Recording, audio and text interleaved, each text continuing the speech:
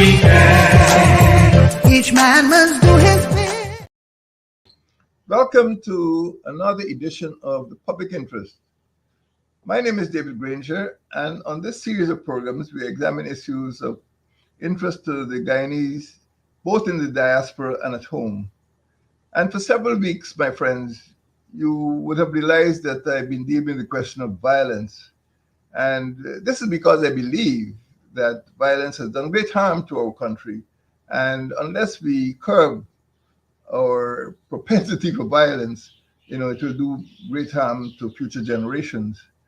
On today's program, I'll be examining one particularly violent issue, what is called the civil rebellion of the 1970s. Actually, you can say it occurred and ended in 1974, but there's a long build-up, and of course, there's a long sequel. But there were two big rebellions in the years after Guyana became independent in 1969, in 1966. The first one was in 1969, the Rupununi Rebellion. Many people don't know much about the Rupununi Rebellion, but it was a very violent and short-lived rebellion, and it attempted to violate the territorial integrity of the country. The Rupununi Rebellion of 1969 attempted to bring about a secession of the entire Rupununi, which is about a quarter of the country's land space. Rupununi is bigger than Costa Rica. And there were people in Guyana who behaved so violently that they picked up arms and killed policemen and tried to secede. And the Rupununi Rebellion of 1969 had to be quelled by the Guyana Defense Force. 10 years later, there was a civil rebellion in which we now know that some people tried to pick up arms in order to bring about this civil rebellion in 1979, 10 years after the Rupununi Rebellion in 1969. Both rebellions did damage to the country. Both rebellions aimed at permanently destroying governmental authority. And of course, on both occasions, 1969 and 1979, the PNC, the People's National Congress, was in office. This program is not going to determine whether the PNC was right or wrong in this or that matter.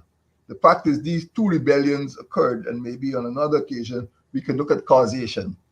Why did these two rebellions occur, and why were people prone to violence? Why was it necessary? In practical terms, in historical terms, the Working People's Alliance admits responsibility for launching the rebellion against the government. What is it, the Working People's Alliance? It was established in 1974. At first, it was a grouping or a coalition of ASCRE, which is the African Society for Cultural Relations with Independent Africa. It was led by a former PNC General Secretary, who is now known as AOC Kwayana. The second party in that group was called the IPRA, the Indian Political Revolutionary Association. It was led by a former chairman of the Progressive Youth Organization, which was the youth wing of the PPP.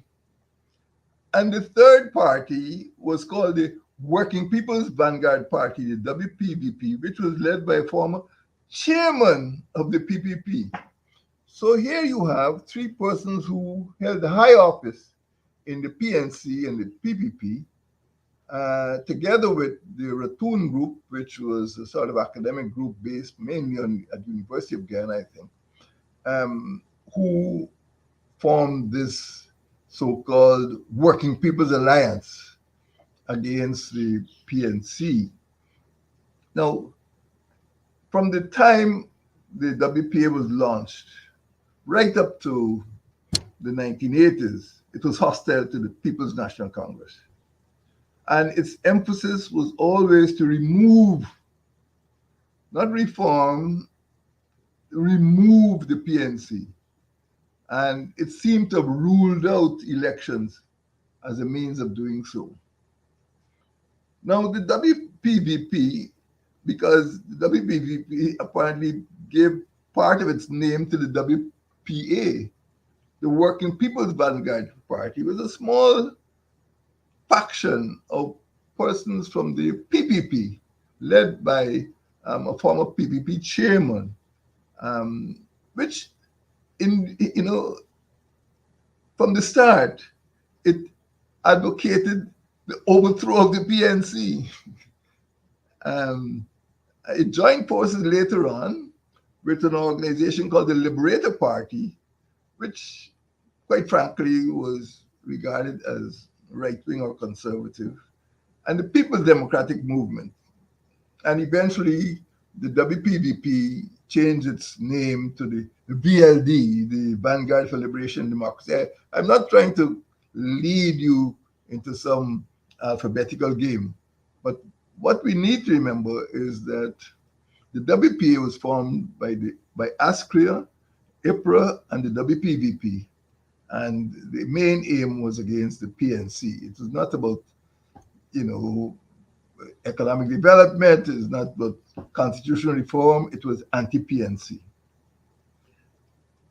When we look at the factors which brought about this civil rebellion in Guyana in the 1970s, we must bear in mind that several things started to happen, not only in Guyana, but throughout the Caribbean, because of what I would call the post-colonial, difficulties, the post-colonial problems of economy and society, and economic development, social cohesion. These could not be taken for granted, and every post-colonial country had serious problems. You look around the world. Look at the British Empire. Look what happened in Cyprus. Up to this day, it's divided. Look what happened with India, the partition of India between India and Pakistan, then the partition of Pakistan between what is now Pakistan and Bangladesh. Look at what happened in Sri Lanka, a long civil war. Look at what happened in Nigeria, civil war. Look at what happened in Sierra Leone. Look at what happened in Uganda. Look at what's still happening in Sudan. So colonialism is not a bed of roses. And in the Caribbean, in Guyana, we had difficulties. And part of the problem of new governments in the post-colonial period is to resolve those difficulties for the benefit of its people. And it's not an easy path. And some people sought an easy way and ended up in conflict. And there was conflict in Guyana and in the Caribbean. I mean, even during colonial times, there were problems of cost of living. And those problems did not go away on the night of 25th of May, 1966. There were problems of cost of living. There were problems of crime. There were problems of employment. There were problems of taxation when the government introduced heavy taxes to reimburse the IMF loans. And added to that, there were problems of the rejection of the results of the general elections in July 1973 and even in 1968, December. There were problems of a big strike in the sugar industry. GAWU struck, even after the industry was nationalized. About 21,000 sugar workers went on strike in August 1977 for 135 days.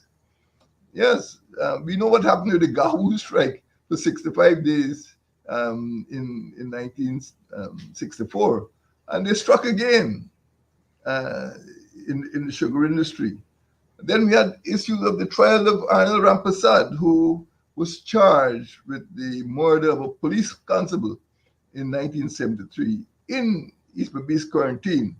All of these issues,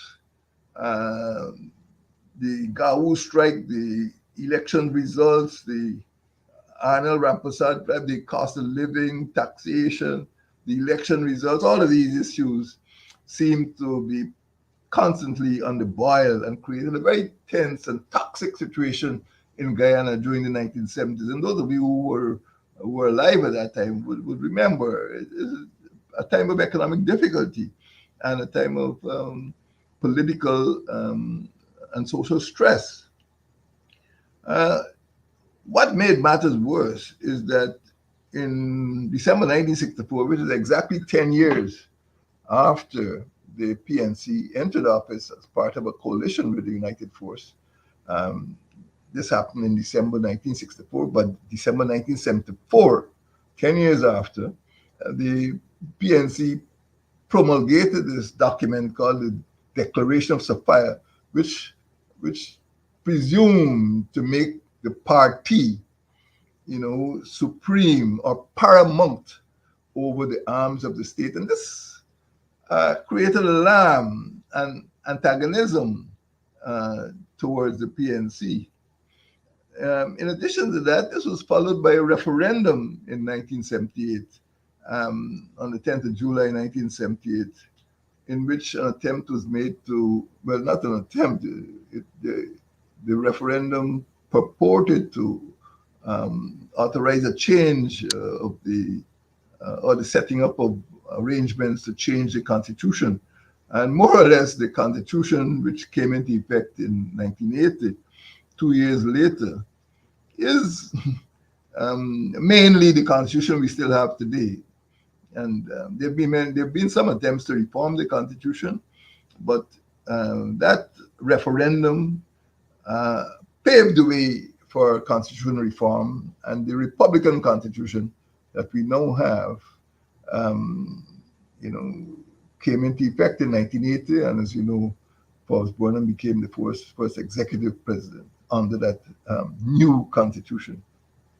But all I'm saying is that the Declaration of Sapphire in 1974, the referendum of 1978, followed by the elections of 1980, were all very contentious issues.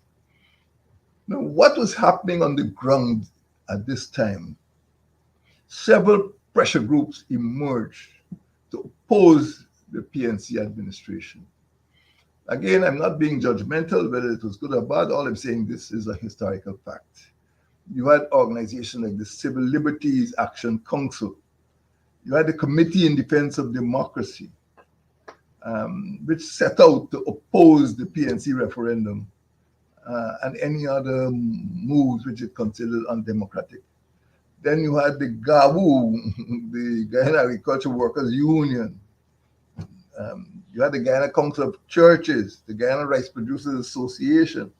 And you had other parties like Liberator Party, it has gone out of existence now. The People's Democratic Movement, that has gone out of existence now. And of course, you had the Working People's Alliance. All of them collaborated to oppose the PNC administration. And this was happening in the mid 1970s. In addition to that, you had organizations like the Concerned Citizens Committee, which was formed among accountants, attorneys, architects, doctors, educators, trade unionists. There was ferment among the professional classes in Guyana during the 1970s. And all this came about because the economic situation was becoming very, very perilous, very difficult. So while the government was being perceived as being anti-democratic or undemocratic, a lot of pressure groups came into existence. Now, as I said, the post-colonial Caribbean was not a bed of roses. So some of the problems that Guyana was experiencing were similar to the problems other former colonies were experiencing. So throughout the Caribbean, especially the English-speaking Caribbean, there was restlessness, and disorder, and some of it went into the form of riots. And several factors were responsible. There was economic distress because the Caribbean has always been poor, and Many of the constitutional and political changes that came about were the result of agitation by the trade unions from the 1930s, the post-war years, the 1940s.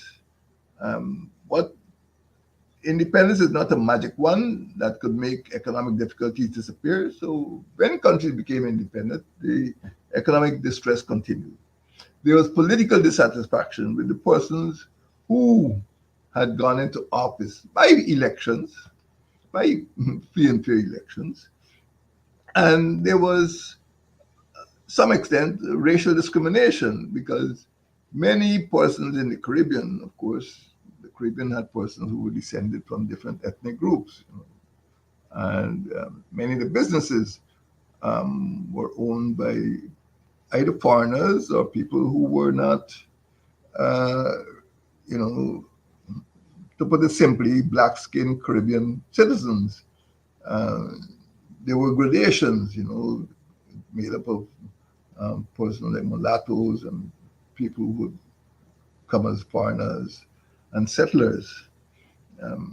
But for whatever reason, these people got caught up in what is called the Black Power movement. Now, the Black Power movement would probably have had its origins in the civil rights movement in the United States of America. Stokely Carmichael and H. Rap Brown and Martin Luther and, of course, Malcolm X. And everybody understands that there were justifiable reasons for the civil rights movement in the United States in those years, and the suffering that African Americans had to undergo before they got their rights, civil rights, particularly under President Johnson.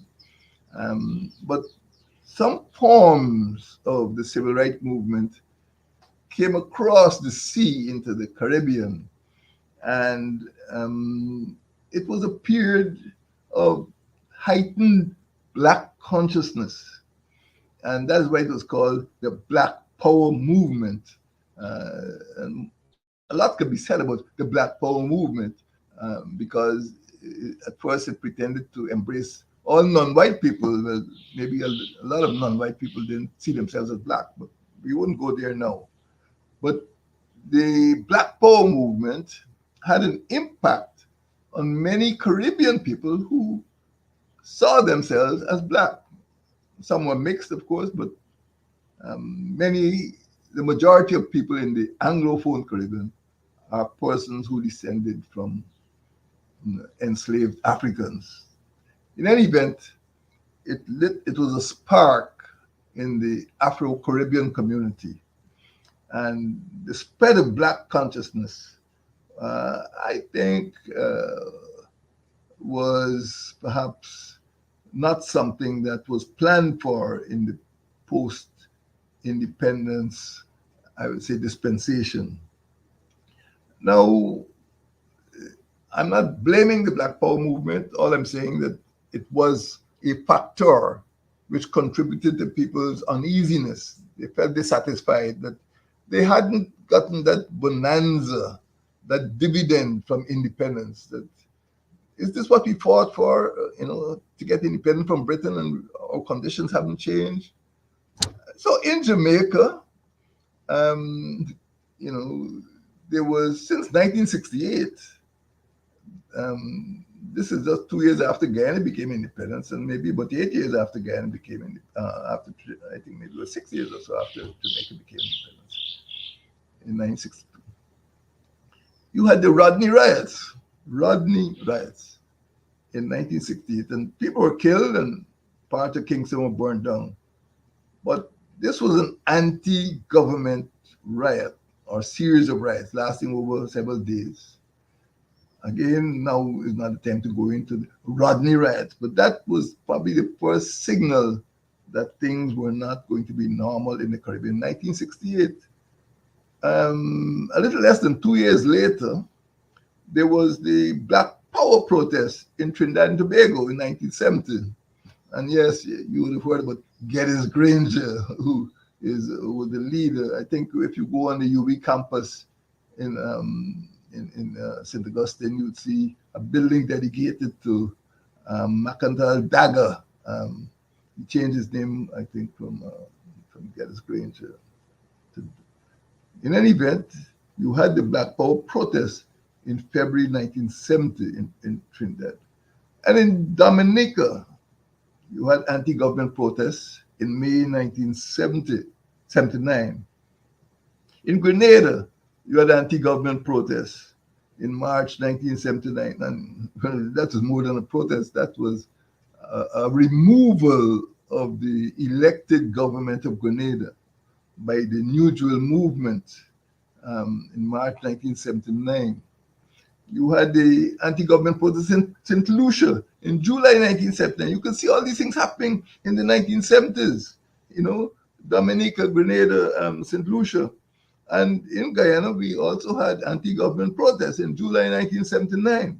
In St. Vincent, you had anti-government protests in December 1979. In some cases, the government was, put out of office.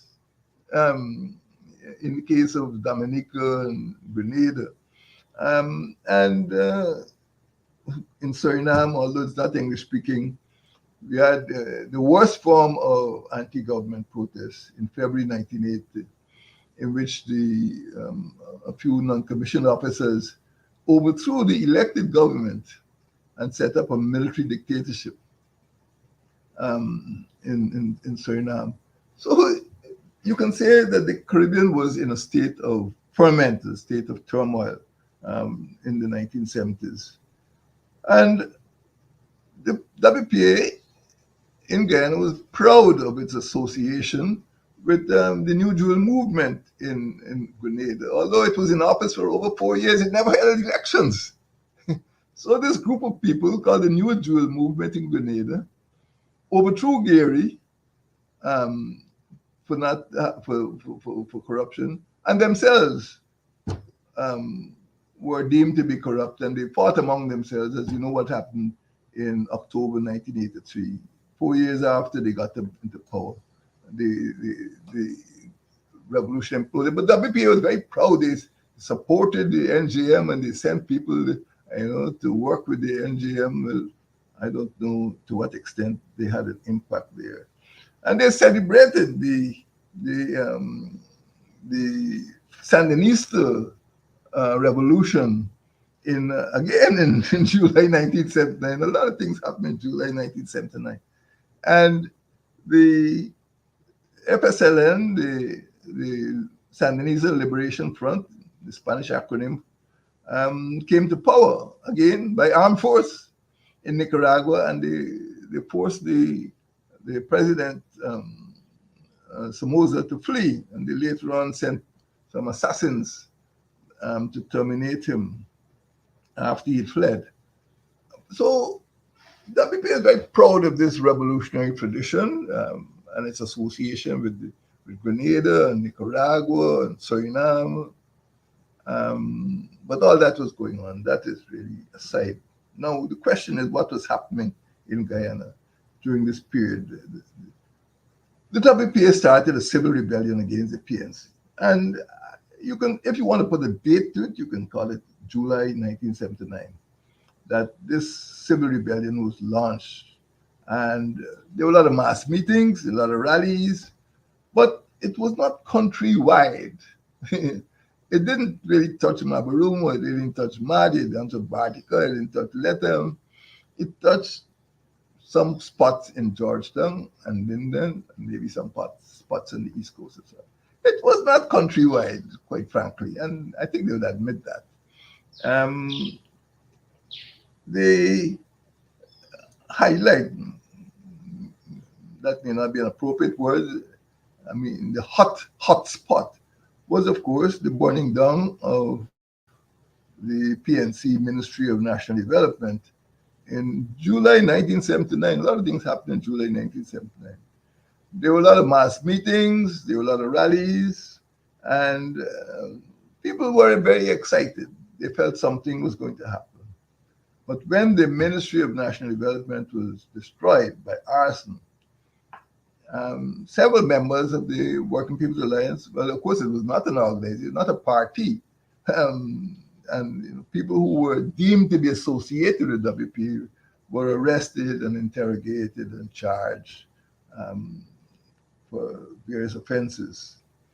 But it was on the rally some days after that event, on the 20th of July, that one of the leaders of the WPA said the PNC must go and they must go by any means necessary. The PNC must go and must go by any means necessary. Well, this doesn't mean that they were prepared to sit down and negotiate or go to elections. They meant to use other means. And later on, members of the party admit that they were accumulating weapons and they were prepared to, use force to remove the PNC by any means.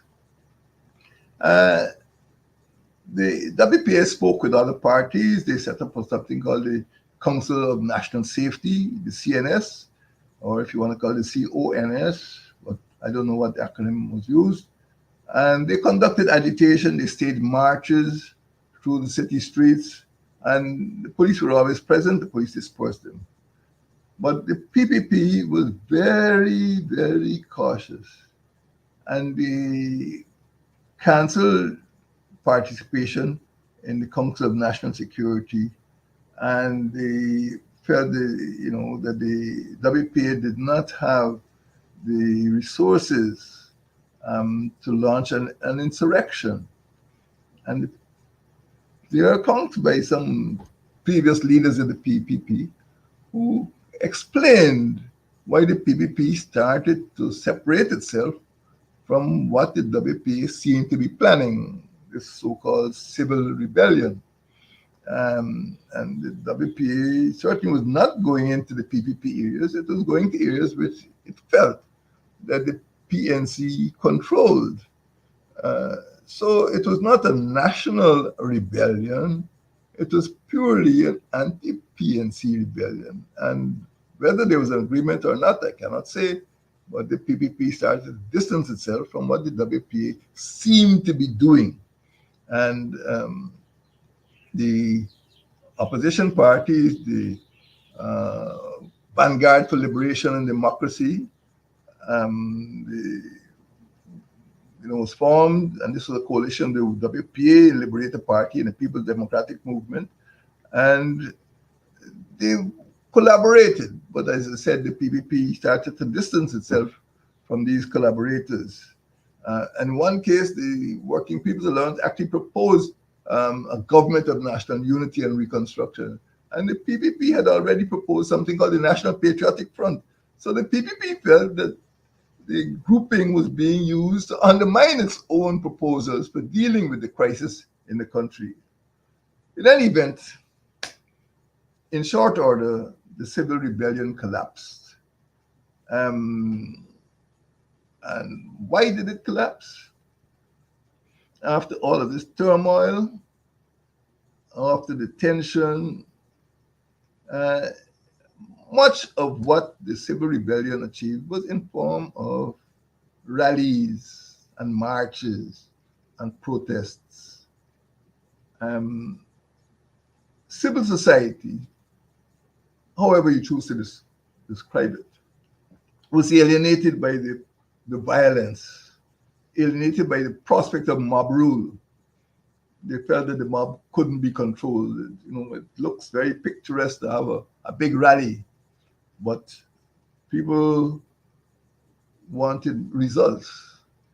Rallies are good, but results are better. And they were getting a lot of rhetoric, King Kong and people's power, no dictator, a lot of rhetoric, a lot of slogans, but people were concerned about the economy. People were concerned about cost of living. People were concerned about the quality of life, and they were not seeing that. And of course, they were getting very concerned with these declarations. The PNC must go, and they must go by any means necessary. And later on, of course, the WPA admitted that they were penetrating, or they had penetrated the Guyana Defense Force, and they were getting arms and ammunition. Well, you don't get arms and ammunition to go and hunt deer in the Rupununi savannas. It, they were making revolution. So the alienation of civil society, some people didn't just want to be part of violence. The fact that the WPA declared that the PNC must go by any means necessary was scary for people who were peace-minded. People were disappointed with the rhetoric. You were getting a lot of slogans, but no development. Differences started to emerge among the parties because many of them did not have anything in common except that they all hated the PNC. But apart from that, some were way to the right, some were way to the left. As I said, the PPP started to distance itself from these parties because it felt these people didn't know what the insurrection was, and they didn't work out the consequences. And in fact, even later on, people like CLR James, really asked some very hard questions about what the WPA thought it was doing, trying to confront the state without really educating the people about what they were doing. You don't do that with rallies at Merriman's Mall. It took a lot more patience and a lot of wrong work, which hadn't been done. And of course, as expected, the opposition parties were penetrated by the security forces. So you see a big rally at the mall, you're quite sure that there are people in that crowd who were reporting everything that was going on. And the security forces presumably were taking countermeasures. So it became clear that, rallies and riots um, don't make a revolution. And the so-called don't make a rebellion. And the so-called rebellion after a while started petered out. My friends, the civil rebellion failed. Well, if it didn't fail, we would have known more about it. Right? The WPA admitted to accumulating weapons. It admitted to penetrating the defense force. It admitted to planning to overthrow the PNC administration by any means necessary. However, the WPA failed to construct a strong mass-based party. In fact, it didn't become a party until, I think, after 1979. It was just a group. So it wasn't a mass-based party with the discipline that you expect in a party. It failed to convince the people throughout the country that this rebellion would actually change their lives beyond removal of the PNC. People want a better life, but they weren't getting it from what the WPA was saying. They failed to compose a credible manifesto which the people accepted was necessary for economic recovery, for electoral reform. And they failed to consolidate, a powerful alliance with credible parties. Some of those parties were just incredible, like the Working People's Vanguard Party and the Liberator Party. They were tiny parties without any real constituency. So having a lot of them, it's like 10 knots a knot. You didn't add to the impact that it should have had on the country as a whole. I don't think, we always get small parties in Guyana, but they didn't have big constituencies. So all that took place during those years more or less between 1974. And in fact, Rodney came back into the country in 1974. So he was not a founder of the WPA. The WPA was founded by UC Guyana, Brinley Ben, and Moses Bagwan. So he came back to a name because there was not even an organization. And the failure of the WPA to do these things, to construct a mass-based party, to convince people about its own manifesto, to compose, a set of policies and principles which the people accepted, and to consolidate its contacts with other parties. And because of these failures, the rebellion collapsed. I'm not saying the rebellion was a good thing or a bad thing. All I'm saying, the rebellion collapsed. And I think the people of Guyana accepted finally that apart from the excitement, apart from the rallies, the rebellion could not guarantee the good life which they felt they deserved. That was the end of the civil rebellion of July 1979. Thank you. May God bless you all and keep us safe from violence.